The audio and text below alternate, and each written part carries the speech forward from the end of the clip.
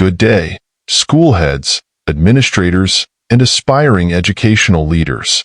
Welcome to this critical session of our National Qualifying Examination for School Heads Review Series. Today, we'll be diving into the policies and guidelines governing school canteens, focusing on the content and implications of three key department orders. Department Order Number 13, Series of 2017, Policy and Guidelines on Healthy Food and Beverages Choices in Schools and Department of Education Offices. Department Order Number 52, Series of 2008, Compliance with Policies on Food Safety in Schools. Department Order Number 8, Series of 2007, Revised Implementing Guidelines on the Operation and Management of School Canteens in Public Elementary and Secondary Schools.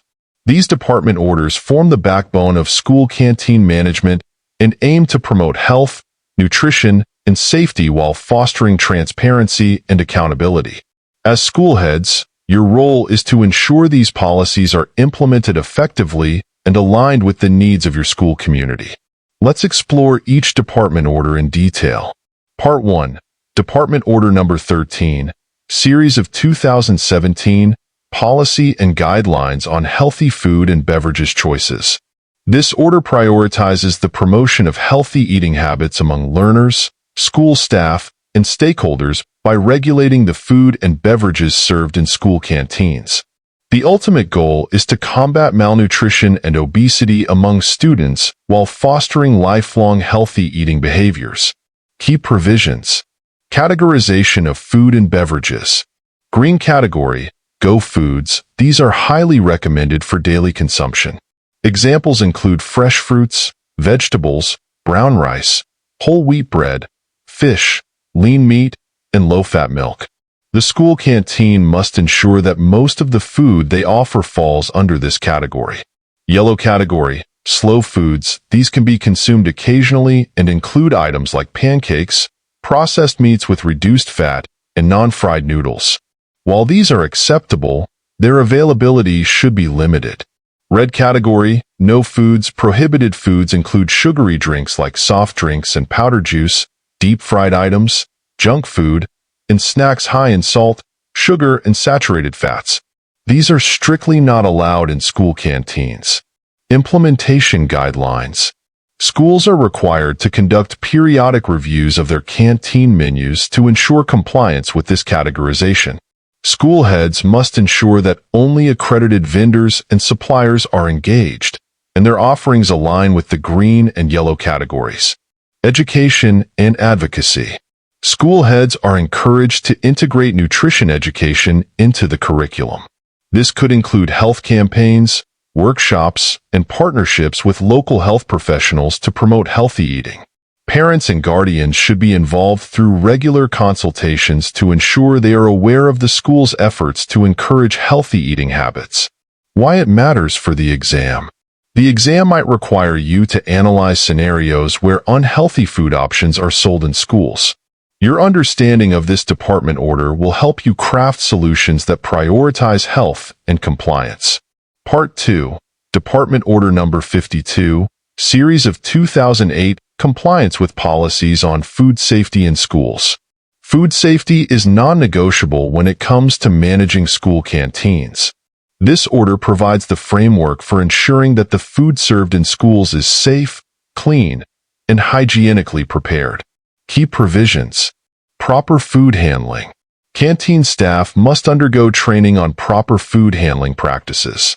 This includes wearing gloves, hairnets, and aprons during food preparation and avoiding direct contact with food when serving. Cross-contamination must be avoided by storing raw and cooked foods separately. Sanitation standards. The school canteen must be cleaned regularly, with particular attention to food preparation and dining areas. Daily disinfection of surfaces, utensils, and food storage containers is required. Waste disposal must follow strict sanitary procedures to prevent pest infestations. Health certification. All canteen personnel must secure health certificates from local health units to ensure they are free from infectious diseases that could compromise food safety. Schools are required to coordinate with local government health offices for regular health inspections of the canteen. Infrastructure requirements.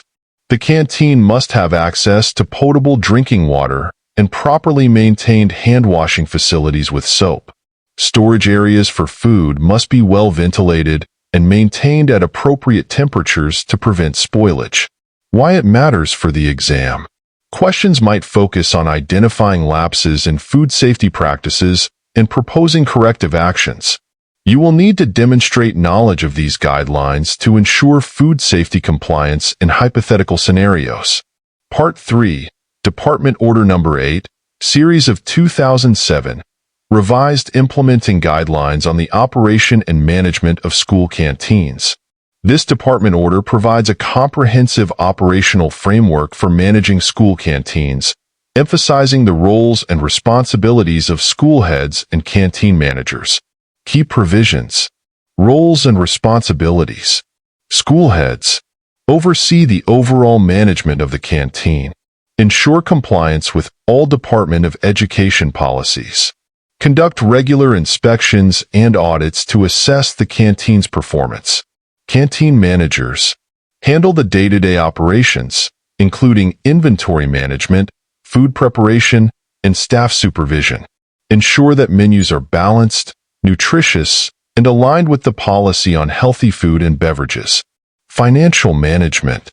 School canteens must operate as self-sustaining entities. Revenues generated should cover operating expenses, with any surplus allocated to support student programs, such as feeding programs or scholarships. Detailed financial reports must be prepared and presented during school meetings to maintain transparency. Menu planning. Canteen managers are required to plan menus in collaboration with school nutrition committees to ensure alignment with the department's nutrition standards. Monitoring and evaluation. School heads must create a monitoring team to evaluate the canteen's adherence to policies. This includes regular feedback sessions with students, teachers, and parents.